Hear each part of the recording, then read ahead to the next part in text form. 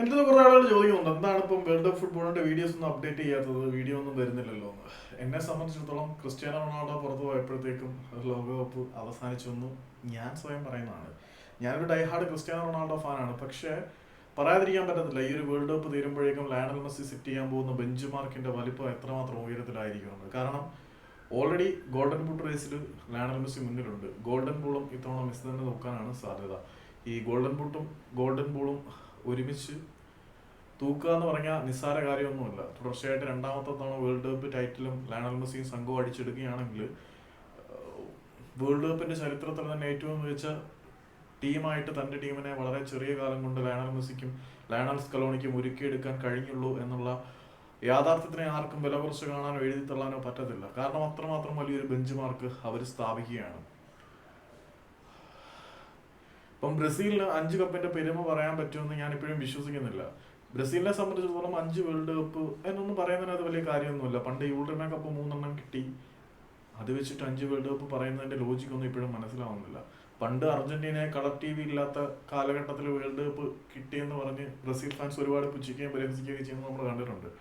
പക്ഷേ colour T V ഇല്ലാത്ത കാലത്ത് അവർക്ക് വേൾഡ് കപ്പ് കിട്ടിയെങ്കിൽ പോലും ഇപ്പതാണ്ട് ഈ നൂറ്റാണ്ടിൽ അവർക്ക് വേൾഡ് കപ്പ് ഇല്ലെന്ന് പറഞ്ഞായിരുന്നു ബ്രസീൽ ഫാൻസ് കളിയാക്കുന്നത്. 2002 വേൾഡ് കപ്പ് ആയിരുന്നു ബ്രസീലിന് എടുത്തു പറയാനുള്ളത്. ഇപ്പം നാണ്ട് അർജന്റീന തുടർച്ചയായിട്ട് രണ്ടാമത്തെ വേൾഡ് കപ്പിന്റെ പടിവാതിലിൽ വന്ന് നിൽക്കുമ്പോൾ അവരുടെ ലെഗസി ഒരുപാട് ഉയരത്തിലാണ് എന്ന് പറയേണ്ടി വരും.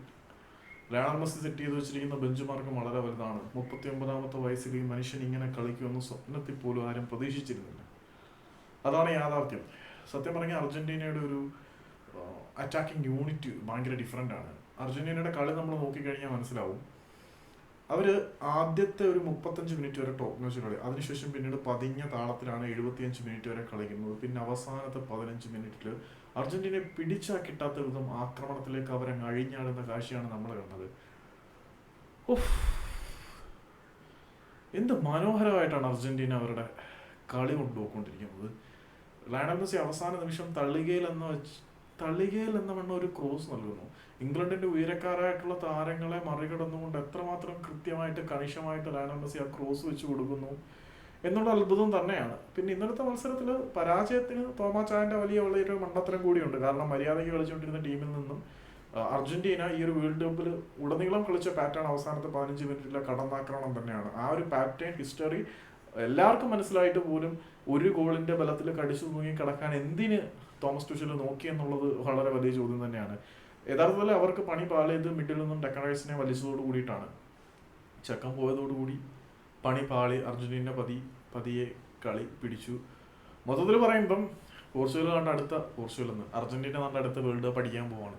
സ്പെയിനെ അർജന്റീനയ്ക്ക് പൊട്ടിക്കാൻ പറ്റൂടെ? സിംപിളി പറ്റും. ഞാനേ ഒരു പോർച്ചുഗൽ അർജന്റീന ഫൈനലൊക്കെ സ്വപ്നം കണ്ടിരുന്നു. പോർച്ചുഗൽ അർജന്റീന അടിച്ച് കിരീടം തൂക്കും എന്നൊക്കെ ഞാൻ സ്വപ്നം കണ്ടിരുന്നു, സത്യമാണ്. പക്ഷെ എന്ത് ചെയ്യാനാണ്, ഈഗോ ഡ്രിവൺ പേഴ്സൺസ് കുറേ ഉണ്ടല്ലോ പോർച്ചുഗൽ ടീമിൽ. ടീമിനെക്കാട്ടിലും രാജ്യത്തിനെക്കാട്ടിലും മുകളിൽ ക്രിസ്ത്യാനോ റൊണാൾഡോ ആയി കഴിഞ്ഞാൽ അയാളെ പിന്നിൽ നിന്ന് കുത്താനൊരു സംഘമുണ്ട്. അത് ഞാൻ പറയുമ്പോൾ ഫാൻസ് മൂത്ത് പറയുകയാണെന്ന് ചില ആളുകൾക്ക് തോന്നും. പക്ഷേ നിങ്ങൾ നോർവേയുടെ കളി കണ്ടാൽ അതിൻ്റെ ഒരു കാര്യം മനസ്സിലാവും. ഹാലൻഡിന് ഈസി സ്കോറിംഗ് ചാൻസ് ആയിരുന്നു, പക്ഷെ സോർലോത്ത് എന്ത് പരിപാടിയാണ് കാണിച്ചത്. അതുപോലെ തന്നെ ആയിരുന്നു ക്രിസ്ത്യാനോ റൊണാൾഡോ വളരെ കൃത്യമായിട്ട് പല സ്ഥലത്തേക്കും ഓടി കാണിക്കുമ്പോൾ പോലും മിഡിൽ നിന്നും ബാക്ക് പാസുകളാണ് പോകുന്നത്.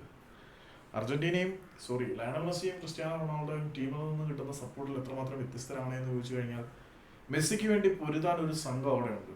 ലിറ്ററലി മെസ്സിക്ക് വേണ്ടി പൊരുതുന്ന പോരാളികളുടെ ഒരു സംഘത്തിനെ പോലെയാണ് അർജന്റീനയിലെ താരങ്ങൾ കളിക്കുന്നത്. പക്ഷെ പോർച്ചുഗലിലേക്ക് വരുമ്പോൾ ക്രിസ്ത്യാനോയെ പിന്നിൽ നിന്ന് കുത്തുന്ന ചതിയന്മാരുടെ ഒരു സംഘമാണ് അയാൾക്കൊപ്പം ഉള്ളത്. ന്യായീകരണങ്ങൾ പറഞ്ഞു മെഴുകിയാൽ പോലും മെസ്സിപ്പട അടുത്ത കിരീടത്തിലേക്ക് പോവാണ്.